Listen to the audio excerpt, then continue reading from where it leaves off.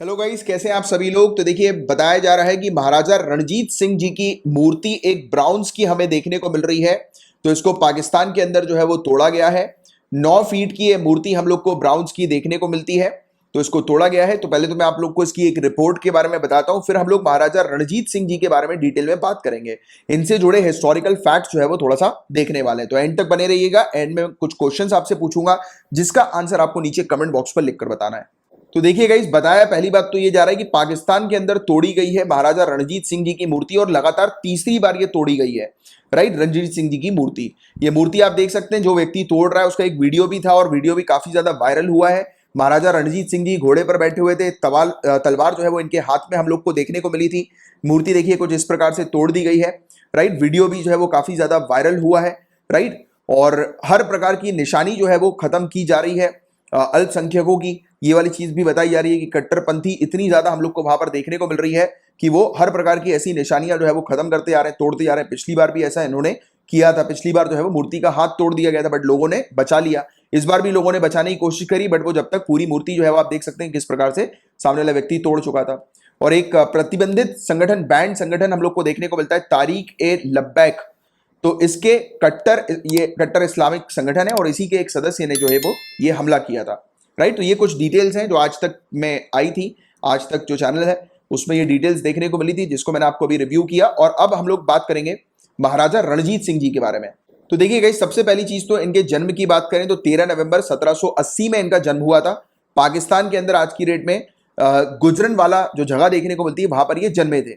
और जिस समय इनका जन्म हुआ था उस समय पंजाब जो था वो मिस्र में डिवाइडेड था। अलग अलग छोटी छोटी टेरिटरी में, अलग अलग मिस्र में डिवाइडेड था। और श्रेय जाता है इन सभी मिस्र को एक करने पर, यानी कि इन्होंने मिस्र वाली चीज जो है वो खत्म कर दी, अलग अलग टेरिटरी खत्म कर दी और यूनिफाई कर दिया। एक सिंगल टेरिटरी जो है वो सिख एम्पायर की बना दी इन्होंने। तो इन्होंने यूनिफाई किया था सिख एम्पायर को। तो रंजीत सिंह, महाराजा रणजीत सिंह जी को श्रेय जाता है पूरे के पूरे सिख एम्पायर को यूनिफाई करने का, क्योंकि पहले छोटे छोटे उसमें डिवाइडेड था, ये छोटी छोटी टेरिटरी में रूल हुआ करता था। तो इन्होंने ये छोटी छोटी टेरिटरी को हटाकर एक सिंगल टेरिटरी जो है वो एक मतलब एकत्रित कर दिया पूरे के पूरे सिख एम्पायर को। राइट, तो ये चीज आप ध्यान में रखिएगा। और हुआ यह था कि जिस समय लाहौर के ऊपर अफगानियों का कब्जा था, राइट, तो काफी परेशानियां चलती थी। तो इन्होंने अफगानी को वहां से उखाड़ फेंका, अफगानी इन्वेडर्स को भगा दिया वहां से, लाहौर से। और इसी सक्सेस के लिए इन्हें शेर ए पंजाब का टाइटल भी मिला हुआ है, लायन ऑफ पंजाब। तो शेर ए पंजाब का टाइटल किसके पास है? तो महाराजा रणजीत सिंह, ध्यान में रखिएगा। और इवन अपनी आर्मी को मॉडर्नाइज करने पर भी ये जाने जाते हैं, क्योंकि हुआ ये करता था कि पहले जो खालसा आर्मी जो हुआ करती थी वो ट्रेडिशनल मेथड्स का उपयोग करती थी वॉरफेयर में, लड़ाई झगड़ों में। झगड़े नहीं कहेंगे, होते थे फिर भी झगड़े, स्कर्मिश वगैरह हम लोग को देखने को मिलता था। बट जो युद्ध होता था तो उसमें पुराने वेपन्स का इस्तेमाल, पुरानी टेक्निक का इस्तेमाल किया जाता था। बट महाराजा रणजीत सिंह जी को श्रेय जाता है कि इन्होंने इसको मॉडर्नाइज कर दिया।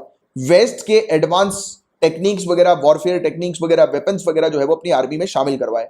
और इसके लिए फ्रांस ने जो है वो इनकी मदद करी। और इसी चीज के लिए उन्होंने एक ऑफिसर्स को भी, यूरोपियन ऑफिसर्स, स्पेशली फ्रांस के ऑफिसर को अपॉइंट किया, जिसका नाम था जीन फ्रेंक्विस एलार्ड।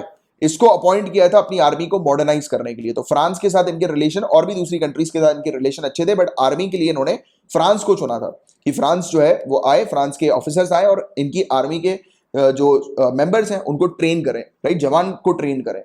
और महाराजा रणजीत सिंह जी एक चीज के लिए भी जाने जाते हैं, जैसे मैंने भी आपको बताया कि अलग अलग देशों में मतलब इनका इंटरनेशनल रिलेशंस हुआ करता था। इवन इन्होंने अपनी जो टेरिटरी थी उसको कहां तक फैलाया था। तो देखिए आप ये मैप, ये ऊपर वाला एरिया जो आपको इंडिया का दिखाई दे रहा है, तो यहां पर पूरा इनका कंट्रोल हमें देखने को मिलता था। अगर हम लोग स्पेसिफिकली बात करें तो जैसे कि फॉर्मर मुगल प्रोविंस जो लाहौर की हमें देखने को मिलती है, तो लाहौर पे इनका कंट्रोल था। काबुल के कुछ हिस्सों पर इनका कंट्रोल था, पूरे के पूरे पेशावर पर इनका कंट्रोल था। अगर हम बात करें नॉर्थ ईस्ट के एरिया तक, तो लद्दाख तक इनकी टेरिटरी हमें देखने को मिलती थी। खाइबर पास तक इनकी टेरिटरी हमें देखने को मिलती थी, अगर नॉर्थ वेस्ट की बात करें। राइट, साउथ की बात करें तो पंजद वाला जो एरिया हमें देखने को मिलता है वो पंजाब वाला एरिया, जहां पर 5 नदी जो है वो एक साथ आकर मिलती हैं। तो बताओ जरा 5 नदी कौन सी पंजाब को बनाती है? नीचे कमेंट बॉक्स पर इस नदियों का आंसर लिखकर बताओ। तो ये चीज हमें देखने को मिलती है महाराजा रणजीत सिंह जी के बारे में।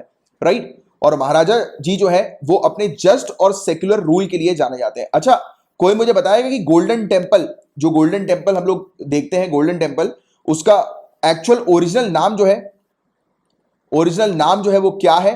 और गोल्डन टेम्पल के ऊपर गोल्ड की परत जो है वो किसने चढ़ाई है? तो देखिए ये महाराजा रणजीत सिंह जी ही हैं। इन्होंने हरमिंदर साहिब जो अमृतसर में हमें देखने को मिलता है ना, इसे गोल्डन टेम्पल में कन्वर्ट किया क्योंकि इन्होंने गोल्ड की परत जो है वो चढ़वाई थी इसके ऊपर। तो ये वाला पॉइंट भी आपको थोड़ा सा ध्यान में रखना है। और ऐसा नहीं है कि ये जो थे वो सिर्फ सिख ही मतलब यानी कि सिख रिलीजन को ही बहुत ज्यादा प्राथमिकता देते थे, ऐसा नहीं है, देते तो थे, बट इनकी अगर आप दरबार की बात करें तो इनके दरबार में पावरफुल पोजीशन जो थी वो हिंदूज और मुस्लिम्स के हाथ में भी थी। तो मतलब इनका जो जो शासन जो था वो सेक्युलर हम लोग को देखने को मिलता था, राइट। तो सभी धर्म को लेकर चलने वालों में से महाराजा रणजीत सिंह हमें देखने को मिलते थे। इवन इन्होंने फंडिंग भी दी थी किसको? हजूर साहिब गुरुद्वारा को। तो ये चीज भी आप थोड़ी सी ध्यान में रखना। यहां पर ये आखिरी स्थान था गुरु गोबिंद सिंह जी का, राइट, जो कि महाराष्ट्र ननेद में हम लोग को देखने को मिलता है। फाइनल रेस्टिंग पीस है, राइट। इसके अलावा इंटरनेशनली भी इनको रिकॉग्नाइज किया गया है। 2016 की अगर हम बात करें तो फ्रांस के अंदर एक हमें टाउन देखने को मिलता है, टाउन ऑफ सेंट ट्रोपेस। तो यहां पर इनकी ब्रॉन्ज की मूर्ति जो है वो लगाई गई, राइट। इवन इनका जो थ्रोन, इनका जो ताज है वो हम लोग को लंदन के एक museum, Victoria and Albert museum पर देखने को मिलता है। पिछले साल लंदन के अंदर एक एग्जीबिशन भी हुआ था जो कि सिख एम्पायर की हिस्ट्री को बता रहा था, एग्जीबिशन, राइट। और वहीं पर ही महाराजा रणजीत सिंह जी के बारे में भी बातें हम लोग को देखने को मिली। तो ये थी पूरी चीजें महाराजा रणजीत सिंह जी से रिलेटेड। अब आप वीडियो को पॉज करें, आराम से ये क्वेश्चन को पढ़ें और क्वेश्चन को पढ़ने के बाद नीचे कमेंट बॉक्स पर इसका आंसर लिखकर बताएं। तो इसका आंसर लिखकर बताएंगे। दूसरा क्वेश्चन आपके पास ये है सामने, तो वीडियो को पॉज करें, क्वेश्चन पढ़ें, नीचे कमेंट बॉक्स पर आंसर लिखकर बताएं, ठीक है। तो चलिए इसी के साथ मैं साइन ऑफ करता हूं। होपफुली आपको ये टॉपिक पूरा अच्छे से समझ में आ गया होगा, अच्छा लगा होगा। तो मिलते हैं अब अपने नेक्स्ट टॉपिक में, तब तक के लिए bye bye, take care, have a great day ahead, जय हिंद।